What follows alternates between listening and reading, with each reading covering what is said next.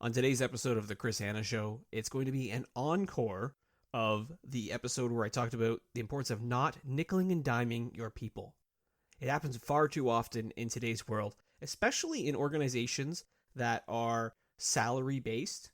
I think that some organizations are looking at salary workers still as hourly workers and expecting them to put in a certain amount of time. But if we can measure results more than we can focus on the time associated with work being done, I think it can be a more productive environment for people as we continue to evolve as a workforce, essentially, as well. So again, happy to hear your thoughts and comments on this episode of The Chris Hanna Show.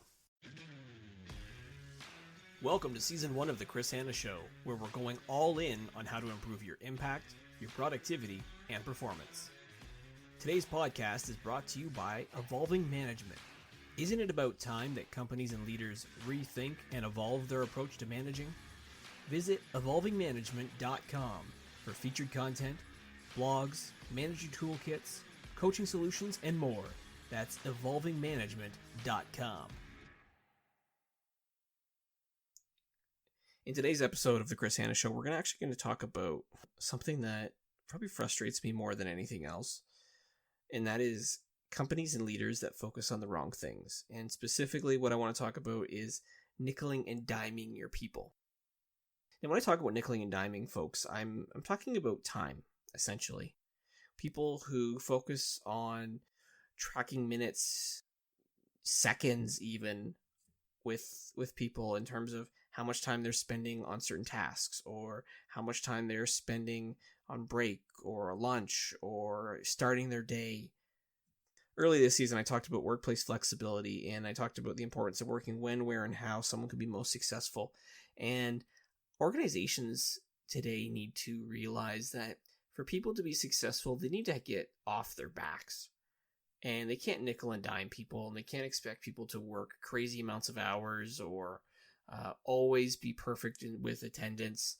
Now, it's important that people show up for work, and that's critical. You can't have reliability issues, but as an employer or as companies, we can't have people just feeling like every second is just tracked and watched.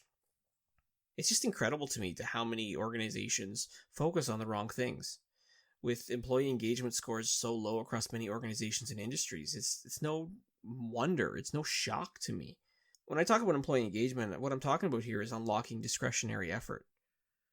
But a lot of leaders struggle with unlocking that effort because of this epidemic that's really plaguing many businesses with too many people nickeling and diming people. Too many leaders focus their attention on someone's schedule and their time.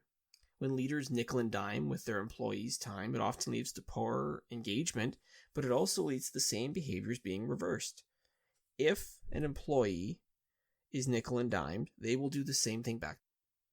By that, I mean it's not uncommon to see that someone will take those extra little couple of minutes or seconds to themselves and start to do stuff that's maybe not work related. It could be perusing things like, Facebook or social media, or just taking longer to get back into doing a certain task, or disappearing a little bit longer, or coming back from break or lunch longer than they probably should. As we talk about nickeling and diming, it's important for me to probably define this a little bit better as we go through this. So I define the process of nickeling and diming employees as one in which an employer refuses to be flexible with scheduling and time. It's essential that everyone shows up for work on time. Look, I can't dispute that. But what happens when people stay late? There are some companies who will fail to recognize when an employee stays late, but then they get upset when someone doesn't show up right on time. It's a bit of a double standard. I think the great leaders are ones who can show flexibility and acknowledge that extra effort. Bad leaders will turn a blind eye, citing staying late maybe as an expectation if somebody does bring it up, or not care when somebody might stay late. Unfortunately, it's far too often too that many organizations will take showing up 1 to 2 minutes late as some egregious sin perpetrated by employees. But when they stay late to get the job done, helping a customer or another employee, it's rarely met with the same disdain. And two people can really play the game too if you start to nickel and dime.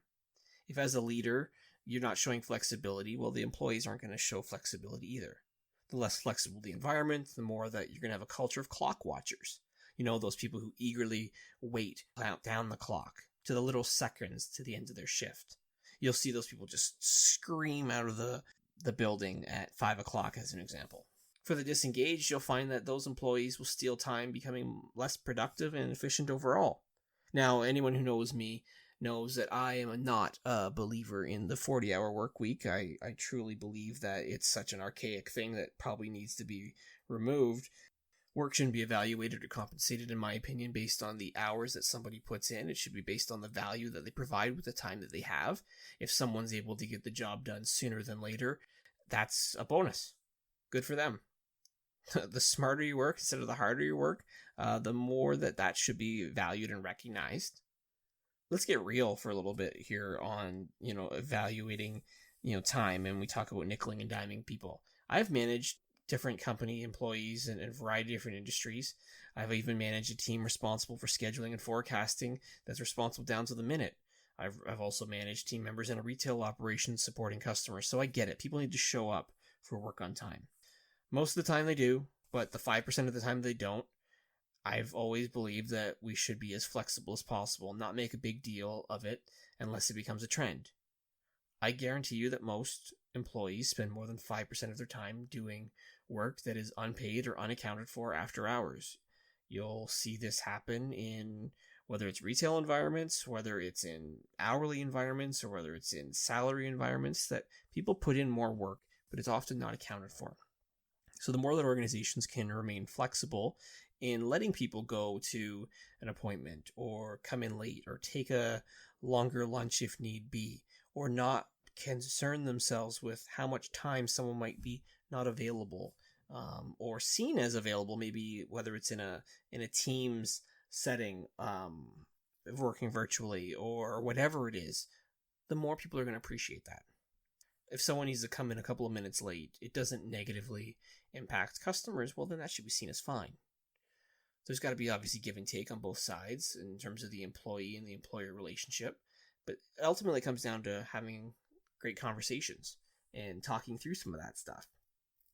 Now, I get it though, that when we talk about the two worlds, and I would say salary and hourly are two different worlds, there are some different considerations to factor in here. Hourly workers, it is what it is. Time clocked in and time clocked out equals for what you're paid for. So there's obviously an incentive for people to put in as many hours as possible. Whether they're actually hours that are effective or not, or make a difference, is questionable. Salary is where I find a lot of companies are getting it wrong. There are many organizations who just don't seem to get this right, in my opinion, because they are treating employees like they are hourly. Some people just expect that people continue to put in their 40, and I would say 40 plus hours nowadays, staying from the beginning to the end of their shift, even when the work might be done. It's an old school thought, and it's something that I feel when we talk about evolving one's management, whether it's within their career, the team, or the business, needs to kind of disappear.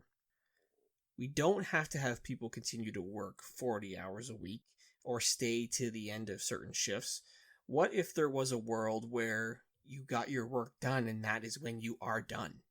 Maybe you don't need to sit around and wait and watch the clock click down to 4:59 and then to flip over to 5 o'clock. It comes down to really making sure that organizations are focused on allowing people to be productive instead of just being busy. What about a world where people aren't nickel and dimed as much and they allow salary workers to develop their own schedules, working to accomplish responsibilities how and when they choose? There must be a certain degree of accountability with salary employees that dictates that if their goals and their tasks are met, how many or how little hours worked shouldn't be a big deal. I'm of the opinion that it all balances out at the end of the day. There are going to be weeks where it's going to take longer for someone to complete all of their tasks and assignments, and there might be weeks where it's quicker for them to finish it off. Ultimately, it's up to the organization and for the leaders to determine what are the priorities and what needs to be tackled. But if someone can get all of their work done in less hours than, say, the 40-hour work week, that should be okay, because we know that there are going to be times where they're going to have to work longer. They might have to put in some time on nights or weekends to get the job done. So we know it should balance out. So my final thoughts on this are that leaders don't nickel and dime salary workers. If you do that, you are going to see people do the same. You're going to get minimal effort and minimal reward. The results will be what they are. It might even take longer to accomplish a lot of tasks. The more that you can be flexible with letting people choose when, where, and how they want to work, and offer them the flexibility to adjust their schedules as they see fit, you're going to unlock boatloads of discretionary effort. And that's going to help your engagement and your results leap to unparalleled levels of success. You've been listening to The Chris Hanna Show.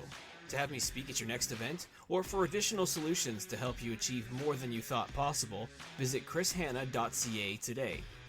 For other solutions and resources designed to help companies and leaders rethink and evolve their approach to managing, be sure to check out evolvingmanagement.com. Lastly, please remember to subscribe and share to receive the latest episodes wherever you listen to your podcast.